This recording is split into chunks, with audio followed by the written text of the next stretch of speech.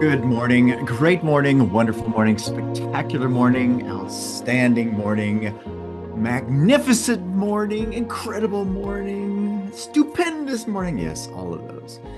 Yes. The reminder that we get to choose. Yes, this time, okay, at this particular moment in the earthly realm, it happens to be morning. But again, really grab onto that. I get to choose what it's going to be, the same way that you get to choose what it's going to be. Remember, everything is fundamentally meaningless. Everything just is. Nothing is good. Nothing is bad. It's our thinking that makes it so. Now, I know that that's something at first that's difficult to comprehend. Why? Because we've been conditioned to think based from those automatic beliefs that have been placed into us, of which we've claimed. But with that being said, once you do get that you're the one who decides what the meanings are, oh my God, everything changes. You're then in control of your life. You're responding instead of reacting.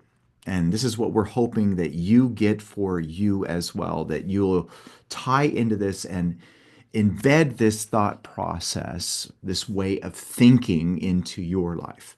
Now, does that mean it's going to be easy in the beginning? No. I mean, even times it sneaks up on me, sneaks up on all of us.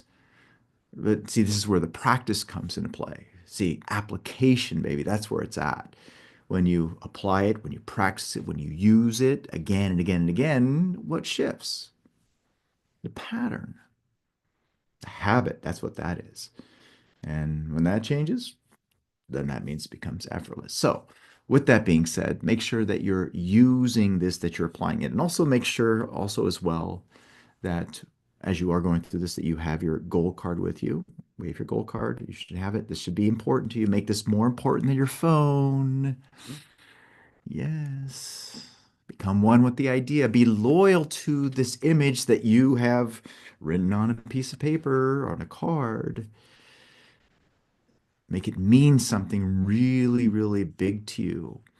And from there, it'll start taking shape in your outer world. All right. So, with that, we've been studying the Master Key System, which is super, super awesome, amazing, incredible.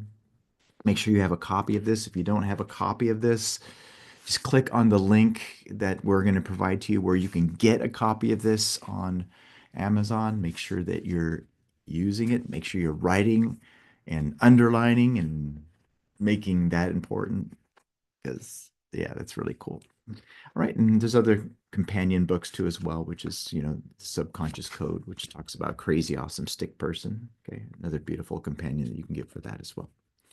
All right. So, let's dive into this, shall we? Let's go into where we are in this amazing, beautiful book. Ready? One, two, three, boom. There it is. Now, we went over this yesterday. You'll see here on page 203. So let's dive into this. Wisdom. Remember, in all thy getting, get understanding. Understanding, that's wisdom. The only way you gain understanding, the only way you gain wisdom is through practice. It's through the experience. Okay? Through the experience.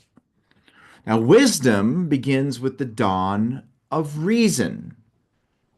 And reason is but an understanding of the knowledge and principles whereby we may know the true meaning of things.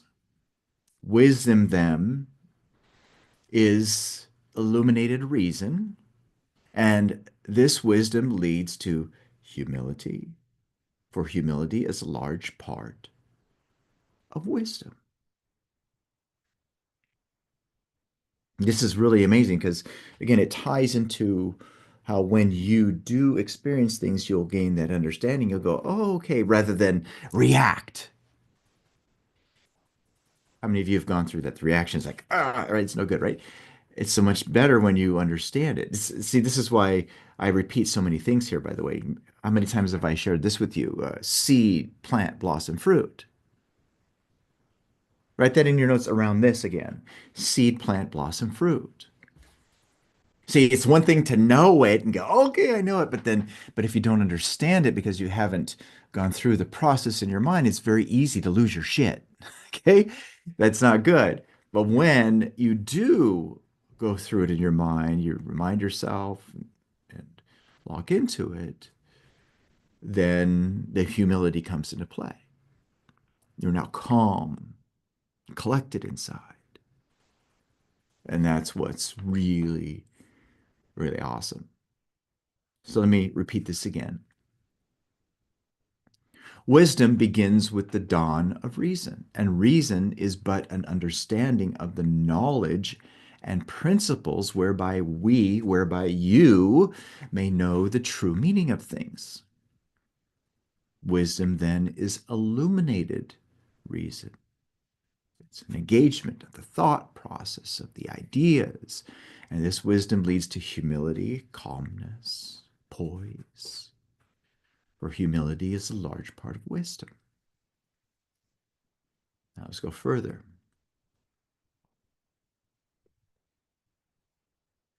We all know, oh, what happened here? Hold on a second.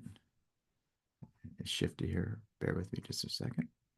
We we all know many who have achieved the seemingly impossible, who have realized the long-term dreams, who have changed everything, including themselves. Raise your hands if you've seen people do that, right? This is actually happening to you too. So we have sometimes marveled at the demonstration of an apparent irresistible power, which seemed to be ever available just when it was most needed. But it is all clear now. All that is required is an understanding of certain definite fundamental principles and their proper application.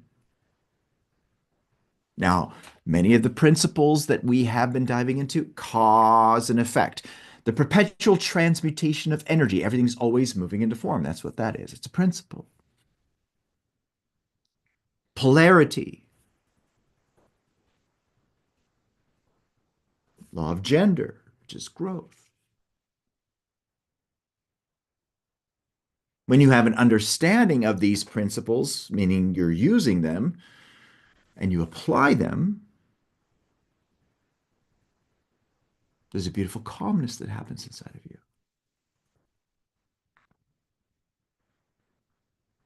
So for your next exercise, concentrate on the quotation taken from the Bible. Underline this, okay? Underline this right here in the quotes. Whatsoever things ye desire, when ye pray, believe that ye receive them and ye shall have them. Now, we went over this before, but we're going to go over it again. Let's use something practical. Your goal. Hold this, okay? Now, here we're going to lock into this quote. Now, this is something you desire, correct? Nod your heads. Yes. Something you desire. With that being said, as you're looking at this, is this something that you're in want of, or is it something that you've consented to? See, there's a big difference between the two. Neville Goddard shares that as thinking from the ideal, not thinking of it.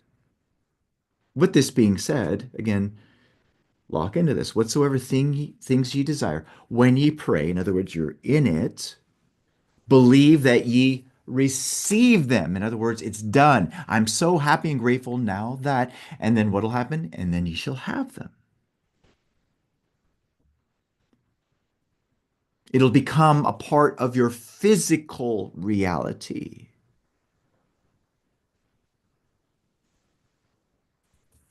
It'll turn into a result. Now think about it. It's a simple principle. Believe that ye receive this and you'll have it. Now, it's important to emphasize there are two different kinds of belief that we have. This is something that Dolly and I dive into to help people to understand. It's a phrase called praxis, a word called praxis, which we facilitate in thinking results. With that being said, there's an intellectual belief and then there's an emotional belief. See, it's the emotional belief that matters. It's that feeling that you have inside where you're locked into it. There's lots of people who say, I believe. And yes, they do believe, but it's an intellectual thing. See, what's got to happen is it's got to be shifted to an emotional belief. That's where it happens. The phrase, it is done unto you as you believe, is a reference to that emotional belief, because that's what externalizes. None of us ever goes further than what we believe to be true.